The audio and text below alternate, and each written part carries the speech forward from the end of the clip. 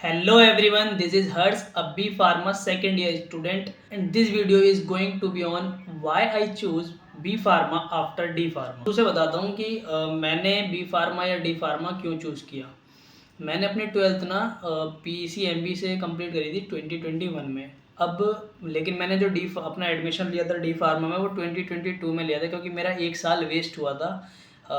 मैं दिल्ली से हूँ, तो दिल्ली का सबसे टॉप का कॉलेज है नंबर 1 दिपसार दिपसरू, आपने देखा हो तो इस गूगल कर लेना। तो मैंने दिपसार में अप्लाई किया था डी फार्मा के लिए, लेकिन मेरे ट्वेल्थ में कुछ नंबर कम आए थे, जिसकी वजह से मेरे को दिपसार में एडमिशन नहीं मिला और उसकी वजह से मेरा एक साल ख़राब हो गया था। तो फिर मैंने जब एडमिशन लिया 2022 में डी फार्मा में, तो डी फार्मा मैंने 2 साल कंप्लीट किया। लेकिन मैं उससे पहले बता दूं कि मैंने डी फार्मा भी क्यों चूज़ किया था अपनी लाइफ में। बहुत बड़ी बात, बहुत लंबी कहानी है। ड्यूरिंग ट्वेल्थ मेरे को ये तो पता था कि मेरे को मेडिकल फील्ड में जाना है, मैकेनिकल फील्ड में नहीं जाना है। मेरे पे थी तो PCMB दोनों, मतलब मैथ और बायो दोनों थी मेरे पास, लेकिन मुझे उस टाइम पे इंटरेस्ट जो है मेडिकल फील्ड में हो गया था कि मतलब बायो में हो गया था कि मुझे मेडिकल फील्ड ही चूज़ करनी थी। लेकिन मेरे को ये भी पता था कहीं ना कहीं कि मैं नीट के लायक नहीं हूँ, मैं नीट की प्रिपरेशन नहीं कर सकता, क्योंकि मैं मीडियोकर था। तो मुझे पता था मैं नीट नहीं कर पाऊँगा। तो उस टाइम पे ना मैंने इतना यूट्यूब पे गूगल पे सर्च किया कि मैं आफ्टर ट्वेल्थ PCMB क्या आगे कर सकता हूँ, कौन कौन से करियर है अपॉर्चुनिटीज़ हैं, PCMB PCB क्या क्या करियर अपॉर्चुनिटीज़ हैं। तो मेरे को फाइनली सर्च करते करते करते करते मेरे को 3 कोर्स दिखाई दिए, जिसमें था पहला BPT और अपना ये B फार्मा D फार्मा और एक BSc नर्सिंग। अब उनमें भी मैं चूज़ कर रहा था कि क्या मेरे लिए ठीक है क्या नहीं है। तो चूज़ करते करते मेरे को ये तो समझ आया कि भाई BSc नर्सिंग तो मैं नहीं, क्योंकि उसकी इमेज ऐसी बना रखी है कि ये जो है ये गर्ल्स के लिए होता है। तो मैंने उसको तो फिर नेगलेक्ट ही करा। फिर मैंने BPT और B फार्मा इन दोनों में बहुत मतलब कंफ्यूज था कि क्या करना है। फैमिली में, फ्रेंड्स में सबसे सजेशन लिए।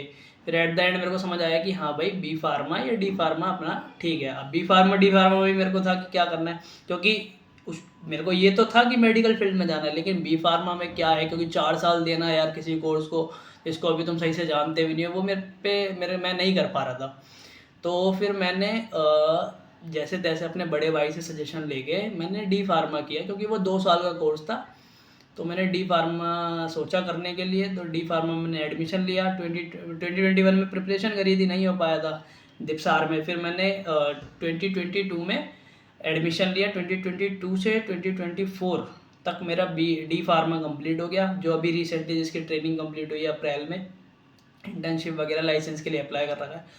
अब मेरे को ड्यूरिंग डी फार्मा इतना इतना इंटरेस्ट आ गया इसमें मेडिसिन में, और अभी ये जो हॉस्पिटल ट्रेनिंग करी है उसमें इतना इंटरेस्ट आ गया कि मैंने, क्योंकि भाई डिप्लोमा बेस इस टाइम पे ये जो अभी जनरेशन चल रही है, जिस हिसाब से चल रहा है सब कुछ, उस हिसाब से डिप्लोमा पे तो आप नहीं रह सकते। एटलीस्ट ग्रेजुएशन तो चाहिए ही चाहिए किसी भी गवर्नमेंट एग्ज़ाम के लिए अप्लाई करने के लिए भी। हो तो डी फार्मा के बाद भी जाते हैं, पर आपको फिर वो वैल्यू नहीं रहती। तो मुझे ग्रेजुएशन करनी थी, तो मैंने इसलिए डी फार्मा के बाद बी फार्मा लेटरल एंट्री में एडमिशन लिया। अभी रिसेंटली ये मेरा अभी सेकेंड ईयर का 3rd सेमेस्टर चल रहा है, एग्ज़ाम है मेरे नेक्स्ट मंथ। तो मैंने एडमिशन लिया। अब एडमिशन तो ले लिया, लेकिन उस टाइम पे भी ना मेरे दिमाग में काफ़ी चीज़ें चल रही थी, क्योंकि जो मेरे साथ के थे स्टूडेंट या दोस्त कलीग्स, उनमें से बहुत से, मतलब मोस्टली जो बच्चे थे उन्होंने डी फार्मा के बाद ही जो है जॉब की तरफ चले गए। और रेयरली 2 से 3 बच्चों ने सिर्फ बी फार्मा लेटरल एंट्री को चूज़ किया। तो मोस्टली बच्चे जॉब की तरफ चले गए, कुछ ने अपनी फील्ड ही चेंज कर दी। तो ऐसे था। अब मैंने तो भाई, मेरे को तो था ही, मेरे में इंटरेस्ट था भी इसका, मेडिसिन का इंटरेस्ट इतना आ गया, क्योंकि मेरे को ये भी था ना कहीं ना कहीं, क्योंकि मैंने डी फार्मा में जो किताब बुक्स पढ़ी उससे मेरे को इंटरेस्ट आ गया उनको जानने में। जब मैंने डी फार्मा का सिलेबस भी चेक करा, तो मैंने, क्योंकि अभी भी अपने पास ना नोट कर रखा है तीनों, मतलब 4 साल का है सिलेबस। तो उनके बुक्स के नाम और टॉपिक्स वो सब देख के मेरे को इंटरेस्ट आया बी फार्मा में, तो मैंने तो ले लिया एडमिशन। कि मैं तक मेरे को था कि मेरे को अपना करियर जो है बी फार्मा में ही बनाना है पूरा, ठीक है। और एक दूसरा रीज़न ये भी था लेटरल एंट्रीज चूज़ करने का कि क्योंकि मेरी फैमिली को ना मेरे से ऐसी कोई एक्सपेक्टेशन या फिर कोई मेरे पे प्रेशर नहीं है कि बेटा जाओ कब काम करो, हो गई पढ़ाई, या रहने दो बस, ऐसा कुछ प्रेशर नहीं है उनका। बस यही कहना है कि तुम्हारी एज है पढ़ने की, तुम पढ़ो जितना तुम्हें पढ़ना है, लेकिन अपनी पढ़ाई की मतलब फ़ीस और अपने खर्चे ये सारी चीज़ें तुम खुद देखो। हम मतलब ना हम तुमसे कुछ मांगते, ना तुम हमसे कुछ बोलना कि मम्मी फ़ीस या कुछ, मतलब मैं उन्होंने कह रखा है कि अपने खर्चे खुद देखो, जो पढ़ना है पढ़ो, उनसे को मुझसे अभी कोई एक्सपेक्टेशन नहीं है 3-4 साल।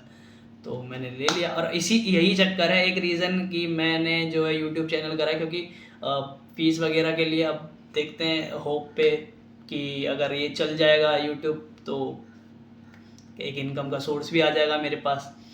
तो यही रीज़न है कि मैंने बी फार्मा किया और यूट्यूब भी स्टार्ट करा। और तो यही रीज़न था मेरा, क्या नाम है, बी फार्मा लेटरल एंट्री में एडमिशन लेने का, कि ग्रेजुएशन करनी है कंप्लीट अपनी, और इसी में करियर बनाना है मेरे को अपना, फार्मेसी में। तो आई होप आपको मेरी ये वीडियो पसंद आई होगी। अगर पसंद आई है तो लाइक करें, और ऐसी और इन्फॉर्मेटिव वीडियोस देखने के लिए चैनल को करें सब्सक्राइब। मिलता हूँ आपसे नेक्स्ट वीडियो में, तब तक के लिए बाय बाय।